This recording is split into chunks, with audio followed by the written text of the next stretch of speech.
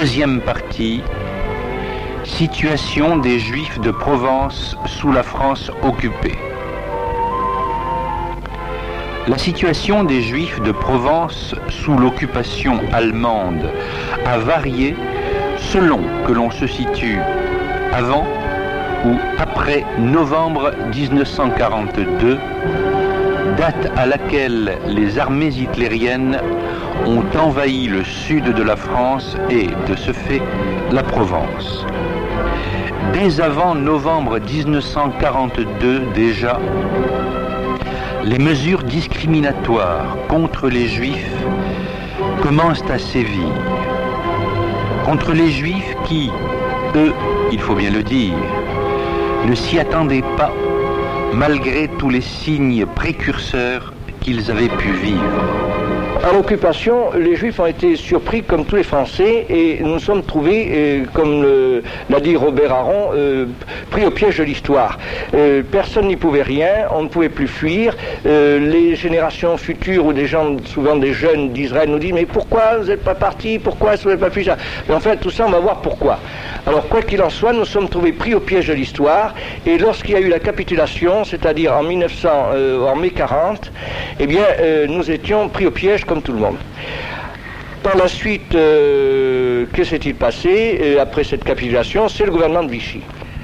Ces mesures antisémites prises par les autorités de Vichy peuvent être regroupées dans ce qu'il était convenu d'appeler le statut des Juifs.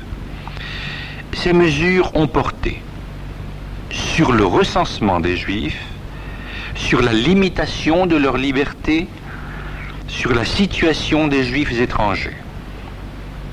Et tout d'abord, le recensement. Comment s'est-il effectué? Il se passe que tout à coup, nous avons notre préfet ici, notre préfet des Bouches-du-Rhône, qui, à la suite de ces lois, donc, le 22 juillet 41, fait placarder dans les murs de Marseille cette affiche dont j'apportais un exemplaire et qui porte recensement des Juifs. Et cette affiche est extrêmement importante par le début de cette affiche. Et je vais vous en lire le détail parce que c'est une chose qu'on ne connaissait pas. Nous, préfet des Bouches-du-Rhône, administrateur extraordinaire de la ville de Marseille, officier de la Légion d'honneur, vu la loi du 5 avril 1884, ne vous intéresse pas pour l'instant, vu le décret du 20 mars 39 pris en exécution du décret-loi du 12 novembre 38, celui de M. Daladier, vu la loi du 29 juillet 40, je viens de vous lire, du 2 juillet 41, du 13 juillet 41, vu l'article 471 paragraphe 15 du Code pénal, donc de suite la menace, arrêtons. Article 1er, toute personne juive au regard de la loi du 2 juin 41 portant statut des Juifs doit en faire la déclaration sur un imprimé spécial en l'hôtel de ville, service de la police administrative avant le 31 juillet 41, délai de rigueur. Article 2, la déclaration ne sera réputée accomplie que lorsque l'imprimé réglementaire aura été dûment rempli par les intéressés, déposé ou adressé par la poste en recommandé à l'hôtel de ville. Toute déclaration effectuée avant la publication du présent arrêté ou non souscrite au moyen de l'imprimé réglementaire est nulle et de nul effet. Article 3, et c'est le plus important, Monsieur le commissaire central de police, Monsieur le commandant de gendarmerie, Monsieur le directeur de la police administrative sont chargés chacun en ce qui les concerne de veiller à l'exécution du présent arrêté. À Marseille, 22 juillet 41, signé le secrétaire général de la préfecture, Pierre Barrault. Voilà, cette affiche célèbre, vous la voyez, va conditionner à partir de là la vie des Juifs. On commence à les recenser. Tous les Juifs de bonne foi, bons citoyens de la République, ou s'ils n'étaient même étrangers, disons bons résidents dans la République française, toujours respectueux des lois de la République, toujours voulant ne pas être en infraction avec la loi de la République, ayant même scrupule, disant soyons à jour, soyons en règle, ça ne va pas nous faire du mal, sont allés s'inscrire. On connaît très peu de Juifs qui ne soient pas allés. Tout le monde est allé s'inscrire. Je me souviens donc de cette période, puisque je suis Marcel Coronel, né en 1936, donc en 41 j'avais 5 ans, et je me souviens fort bien que les cartes d'identité, les cartes d'alimentation avaient un tampon gras indélébile juif marqué dessus. Et à chaque réquisition de la police, à chaque contrôle d'identité pour le moindre incident, ne serait-ce que par la suite d'une altercation avec une personne, on avait le tampon et on était soumis aux lois antisémites de Vichy. Je crois que quand on a recensé les juifs, c'était pas seulement par respect de la loi qu'ils allaient dire qu'ils étaient juifs. Il y avait aussi une chose qu'il ne faut pas oublier, il y avait une fierté juive aussi, qui existait à ce temps-là. On n'avait pas honte de ce qu'on était, et c'est pour ça qu'on allait dans un endroit où on ne savait pas ce qui nous attendait. Le programme, on ne savait pas ce que c'était, mais on était fiers de ce qu'on était déjà. On disait oui, on est juif, on va aller chez le commissaire, et après, qu'est-ce qui peut nous arriver? Les limitations des libertés, elles, visaient essentiellement les intellectuels, professions libérales, fonctionnaires, enseignants, etc., et les commerçants juifs. Les intellectuels étaient atteints dès leur entrée à l'université. En 1942, il m'a pris la fantaisie de faire des études de sage-femme. J'étais en Corse. Alors, la précision est importante, il faut dire quel mois, parce que les Allemands sont arrivés, je crois, à Marseille, 11 novembre 1942. Donc, à partir à quelle date exactement? J'ai dû donc fournir mon dossier en mai 1942, donc bien avant l'arrivée des Allemands. Mais je suis tombée sous la loi du numerus clausus. Donc, il fallait que je fasse une demande spéciale pour qu'on m'accorde l'autorisation de faire mes études de sage-femme.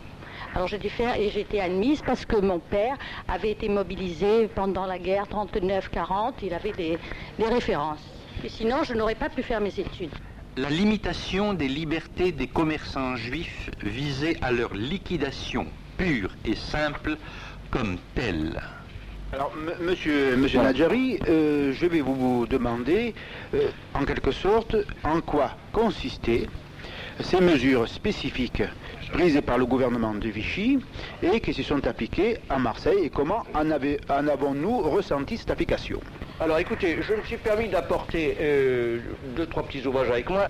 Alors, je vais vous dire dans l'essentiel de ces mesures. Donc, à partir de Vichy, nous avons d'abord le statut des Juifs. Le statut des Juifs, qui, comme vous le savez, nous, maréchal français, chef de l'État, etc., signé par lui et le vice-président Pierre Laval, par toutes les crapules qui suivent, c'est-à-dire Alibert, le célèbre antisémite, qui a été un des auteurs d'ailleurs de tous les décrets antisémites, et en particulier du statut des Juifs, Pérouton, qui était ministre de l'Intérieur sous Pétain, signé par Baudouin, le général Hunziger, de Boutillier, Darlan, qui par la suite naturellement a changé de bord et même a été assassiné, Belin et Casio. Et ce décret, le premier décret de Vichy, date du 3 octobre 40, et à partir de là, on fixe le statut des Juifs. Donc, il y a le statut des Juifs, puis ensuite, il y a une loi qui suit tout de suite après, qui a été prise d'ailleurs le même jour, qui s'appelle loi sur les ressortissants étrangers de race juive. Alors d'abord, c'était les Juifs français, puis c'était les ressortissants étrangers de race juive.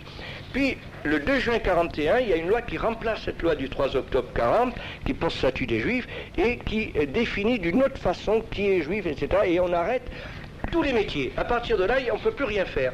On ne peut plus rien faire. Non seulement on ne peut plus être fonctionnaire, mais on ne peut plus être non plus ni agent de publicité, ni banquier, ni changeur, ni agent immobilier, ni négociant de fonds de commerce, ni courtier, ni ceci, ni cela, etc. Enfin, on n'avait plus qu'à aller se promener sur la Canebière et aller voir comme ça le vent et les tramways passer. Au sujet de l'administration des affaires juives, des biens juifs, il y a d'abord un décret qui a été pris le 22 juillet 1941, qui s'intitule ce décret relatif aux entreprises, biens et valeurs appartenant aux Juifs.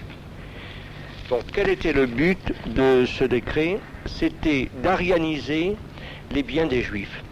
Les arianiser voulait dire que l'État devait la nation devait en prendre possession, on devait liquider les affaires juives, et à ce titre, on a nommé des administrateurs provisoires.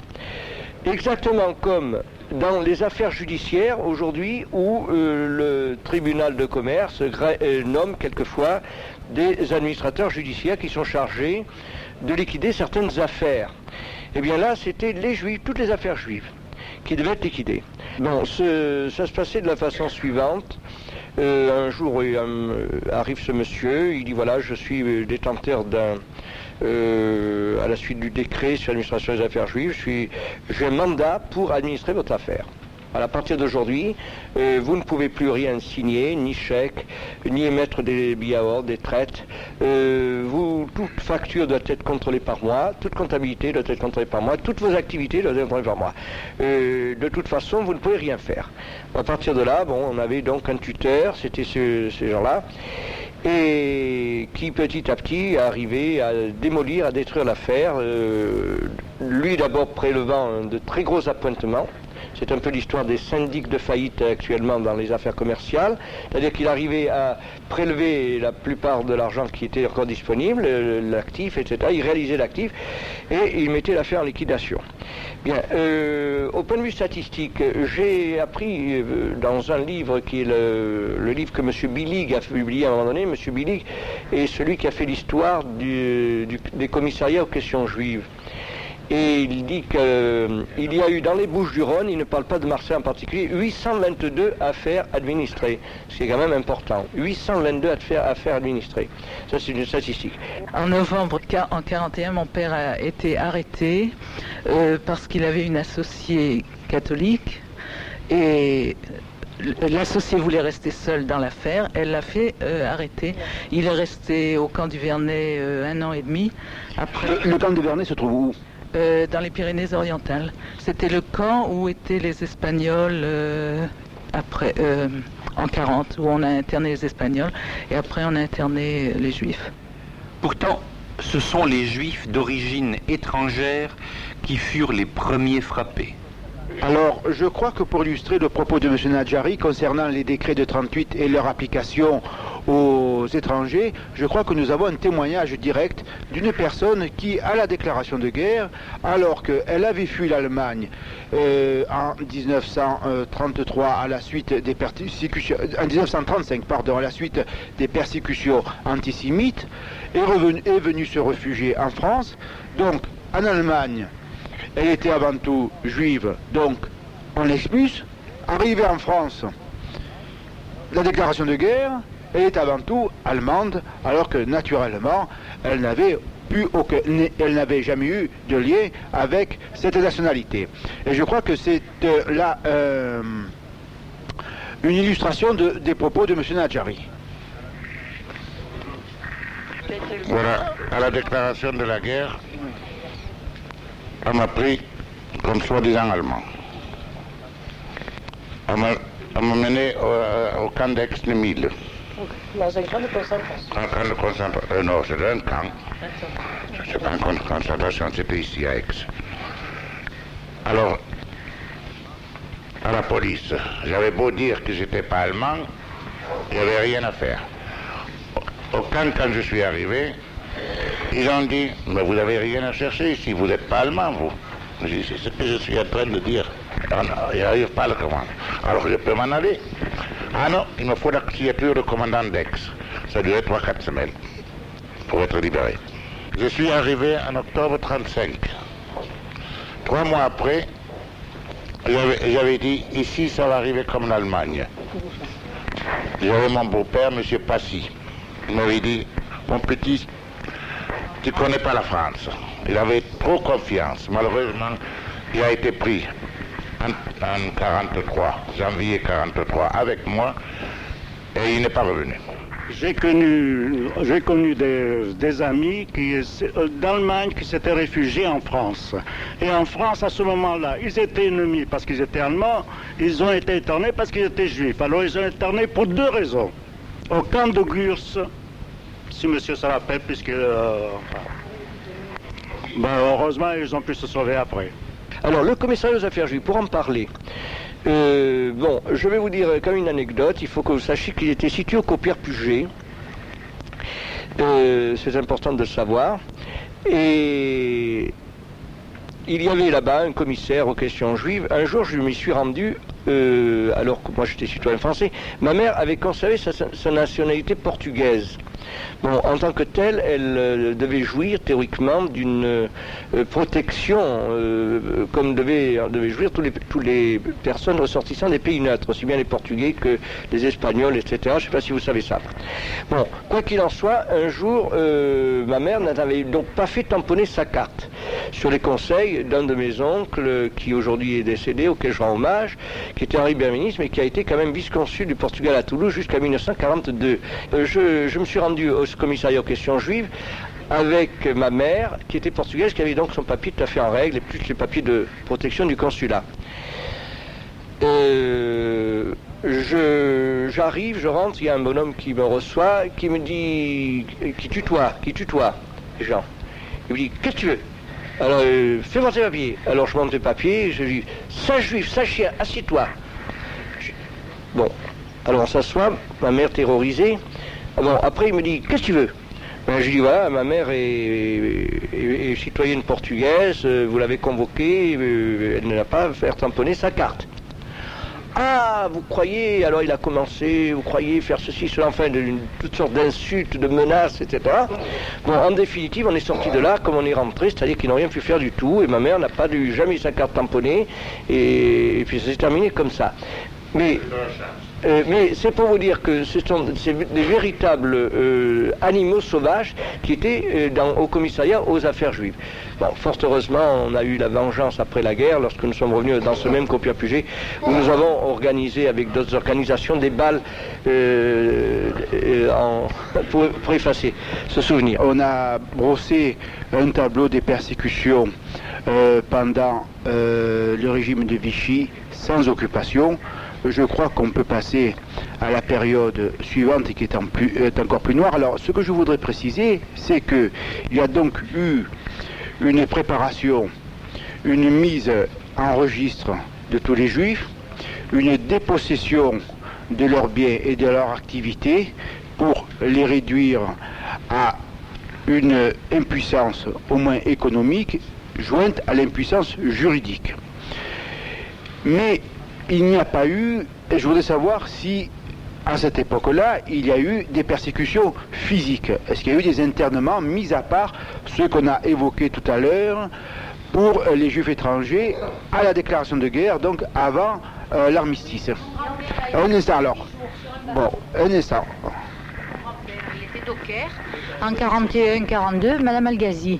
Et on l'a déporté parce qu'il était, je sais pas, tous les étrangers, il avait le papier juif, on les a gardés 8 jours dans un bateau. Et c'est un voisin que j'avais chez moi, qui travaillait sur les quais, qui est venu à la maison et qui a dit à mes grands-parents. Dans les années 41 et 42 aussi, tous les juifs d'origine étrangère étaient internés dans un endroit qu'on appelait le Brébant marseillais, avenue des Chartreux.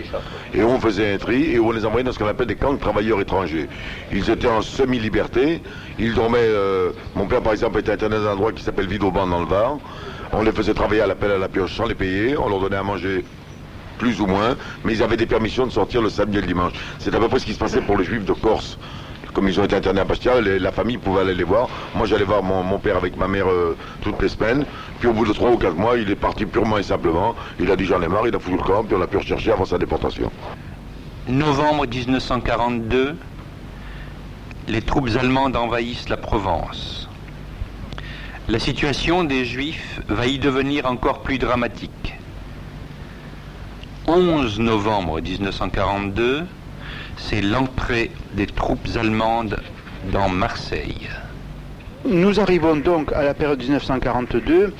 Les Alliés débarquent en Afrique du Nord et par représailles, les Allemands traversent la ligne de démarcation et si mes souvenirs sont exacts, non, 42. Le 11, je me souviens, un instant, je me souviens, le 11 novembre 42, le 11 novembre 42, les Allemands arrivent à Marseille et les sirènes sonnent en pleine nuit pour annoncer l'arrivée des Allemands à Marseille. Monsieur Nadjari, si vous voulez bien nous donner les précisions sur ce sujet. Bon, alors, donc, ils sont effectivement arrivés le 11 novembre 42.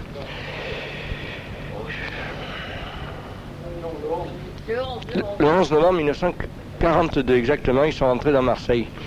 Bon, alors moi j'ai un souvenir personnel parce que j'ai vu les Allemands dévaler de la rue d'Aix, qui à ce moment-là était dans le sens inverse d'aujourd'hui. Aujourd'hui on monte la rue d'Aix vers la place d'Aix. Avant on descendait de la place d'Aix vers la Canebière, vers le cours Belzins. J'ai vu les Allemands arriver et ils sont arrivés à pied. À pied, c'est-à-dire c'était pas des camions, ils ont fait défiler une multitude de soldats à pied. Je ne sais pas si certains étaient présents. Moi, j'étais à l'angle du Corbezin, c'est de la rue Nationale. Et vraiment, c'était très impressionnant de voir ces Allemands qui pendant, je dirais peut-être toute une matinée, mais moi je ne suis pas resté plus d'une heure, mais pendant l'heure que je suis resté, sans arrêt, il y avait des soldats allemands en uniforme qui dévalaient avec des charrettes. Ils avaient des espèces de charrettes, on ne sait pas où dessus il y avait des tas de choses, qui étaient couvertes avec des tentes militaires, etc. Bon, alors lorsque les Allemands sont arrivés, il y a eu une proclamation qui a été publiée, je crois qu'il y a l'affiche qui est par là, une affiche d'ailleurs, sinon moi j'ai une photocopie aussi. Et en disant, soyez calmes, il ne sera rien fait aux Marseillais, vous n'avez rien à craindre, l'armée allemande ne vient vous faire aucun mal, etc. Non, elle est là. Mais moi je suis dans son livre. C'est celle-là. Voilà, c'est celle-là. Alors, elle est signée par le commandant général, le préfet, voilà. Bon, alors, ceci a laissé un petit peu de tranquillité, mais moi-même qui étais... Oui, ça nous a trompés. Alors, comme j'étais déjà dans la résistance, je suis allé retrouver mon réseau. J'étais avec, enfin, je ne veux pas nommer les gens avec qui j'étais dans la résistance à Marseille. Notre quartier général se trouvait du côté du quartier du Palais de Justice. Bon, j'ai été retrouver celui qui était mon supérieur, et il nous a dit qu'il faudra être très vigilant parce que il va se passer des choses. Et on a commencé à se mettre en veilleuse pendant quelque temps. Donc je dirais qu'effectivement les Allemands, pendant les premiers mois de leur occupation de Marseille, n'ont rien fait qui puisse en quoi que ce soit gêner ni les Juifs, ni qui que ce soit. Pendant les premières périodes, il n'y a rien eu du tout. Voilà. Alors, voilà. Ça, c'est le premier arrivé. Voilà, alors je crois qu'on a quelques témoignages là-dessus. Jacques Mocat, t'en as un? Oui, Jacques Mocat. C'est-à-dire qu'à cette époque-là, en effet, j'ai une petite anecdote, c'est façon de parler. C'est quelque chose qui s'est passé, que j'ai vécu. Je me trouvais au moment de la rentrée des Allemands à Marseille, le 11 novembre 1942, dans la maison de Lozé du Vert-Plan à Mazargues. J'avais donc 13 ans. Nous étions peut-être une cinquantaine d'enfants dans cette maison de Lozé. Et il s'est trouvé que les Allemands sont venus habiter avec nous dans la maison.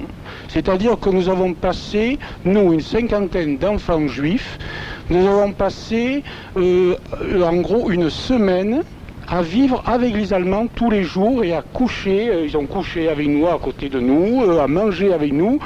Nous sommes obligés de dire, bien sûr, que je suis obligé de dire que c'était des soldats, c'est-à-dire des soldats, autrement dit des pères de famille, qui se sont conduits avec nous, enfants, comme des hommes, comme des pères de famille. Et lorsqu'on pense que c'était des Allemands et que nous avons quand même vécu une semaine entière avec eux, avant d'être évacués sur Limoges et Montentin, il faut penser que c'était quand même extraordinaire de vivre cette semaine-là. Moi, j'ai vu arriver les Allemands au Prado, à peu près 200 mètres de la place Castellane, lorsqu'on l'a dans le dos.